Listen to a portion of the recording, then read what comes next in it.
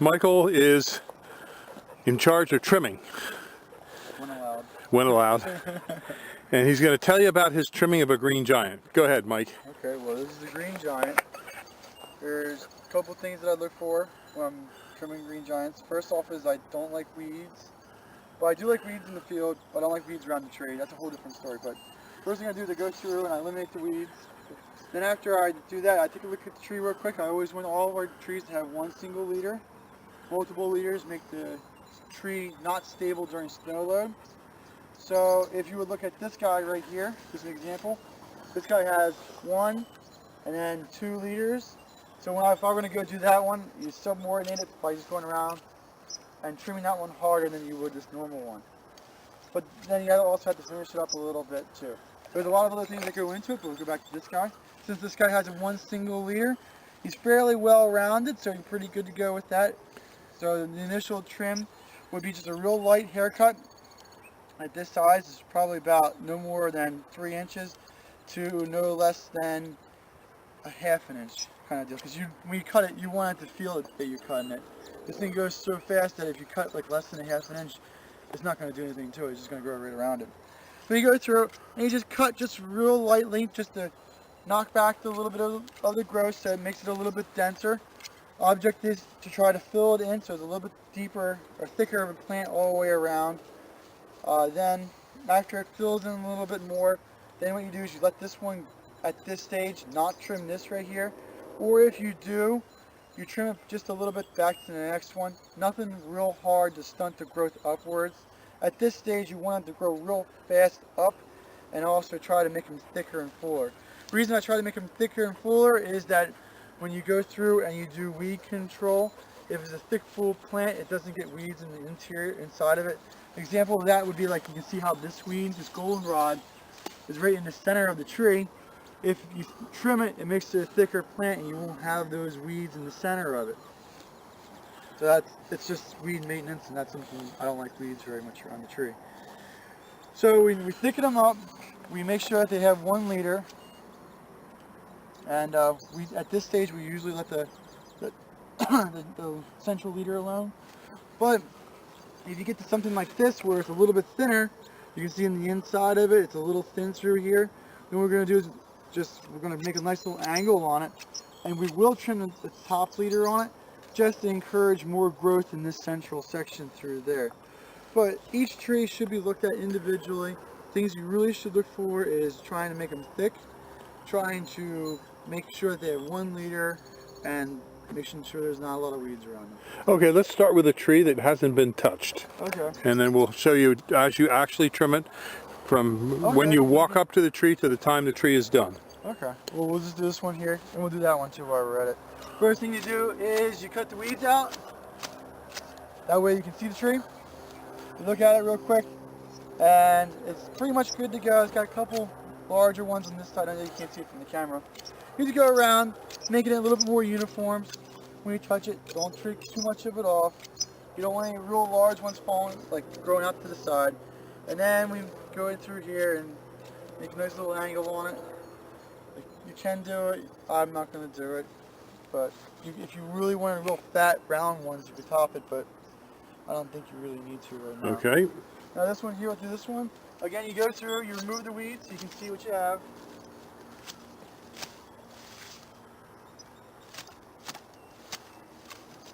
Alright, so you can look at this one has a definite second leader forming, but maybe a third right here, so that's something we're going to have to go through and cut a little bit heavier on. Remember earlier I said only 3 inches? You can go 4, 5, 6 inches at this stage, just to knock it back to make sure that that's not going to be a leader. And we're going to leave this one probably go.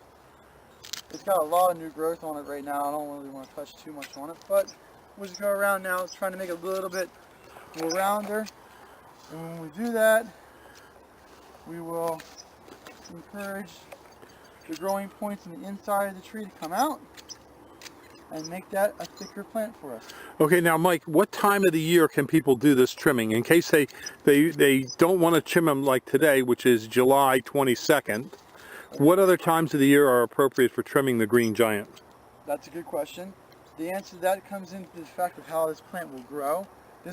What I was taught in school was that this is called an indeterminate tree, which means it has an indeterminate amount of growth per year. Also meaning that it does not have buds. It has growing points. Like I said earlier, it had growing points. So when you trim these guys, you can technically trim these guys any time of the year that you want. I find, just in my experience, it may be different in different parts of the country, but if we go through and we trim them in the wintertime, they usually start growing a little bit later in the spring. And if you haven't fertilized the tree and you trim it during the wintertime, it usually does make the same, it makes it even longer on it. I like it to trim them when they're actively growing so that I can see how much growth rate's going to be on it. But the real answer, textbook answer, that you're not going to be wrong with is that you can trim indeterminate trees anytime of year you want. Okay, and what time of the year does this tree actively grow? Well, this tree grows just about when the temperature is right, when the humidity is right, and there's sunlight there. So it's like... It likes to grow. Pretty much from spring to fall. And how fast does it grow per year if you do not trim it or you just let it grow and it grows wild? In a well-fertilized area with adequate water and light. If conditions are really nice, they can grow up to like 2.5. I don't know if I've ever seen 3 foot, and I don't know if I really want to see 3 foot, but they do grow 2.5 without a problem. Maybe 3 if you got a really good irrigated field. I would say if you're going to get a new tree at this size or smaller, you would probably want to see in the neighborhood of like 1.5 feet of growth. You don't want too much growth because you want the tree to put roots out and establish itself. And you don't want a lot of growth when it's real young, because then when little birds come over and land on it, they go and they snap the branch off a little bit. That does happen fairly often. You'll go out to a tree and you'll see a tree that's been growing and it's got like that much new growth on it, and all of a sudden at the top it has a nice L to it. That's because a little bird landed on it and it was not strong enough to hold it and it breaks it off. It's just... Okay. And when somebody plants this, your plant spacing here is what, about 5 feet? Yeah. For the nursery? Like and what would be an ideal planting spacing for someone who just wants a rough screen? I would say you could probably get away with a little bit closer than 5, but it's one of those things like you can plant them and in like 5 years at 5 foot it'll be fine. In 10 years they may be growing a little bit heavy into one another. Like 6 foot would be fine. These guys are a big plant, so that you can put them at 7, 8, 9 foot without a problem. The larger the spacing you put it at, the longer it takes to fill in, so it's one of those things you have to like... weigh and measure. Weigh and measure. Would you say if you had a smaller lot but you wanted a large screen, you would plant them closer?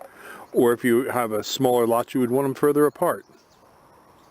Well, I would say you probably want them closer, because in a smaller lot, ideally the thing to do is keep trimming them so they don't get too big.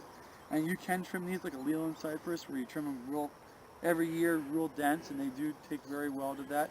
So if you have a small lot, you're going to put them in, I would say you definitely have to trim them. And then if you're going to trim them, I would say you put them in a closer spacing, just so that you can keep them thin this way and not... Right. Now this plant is considered deer resistant. Is it deer proof? Well, it is not deer proof.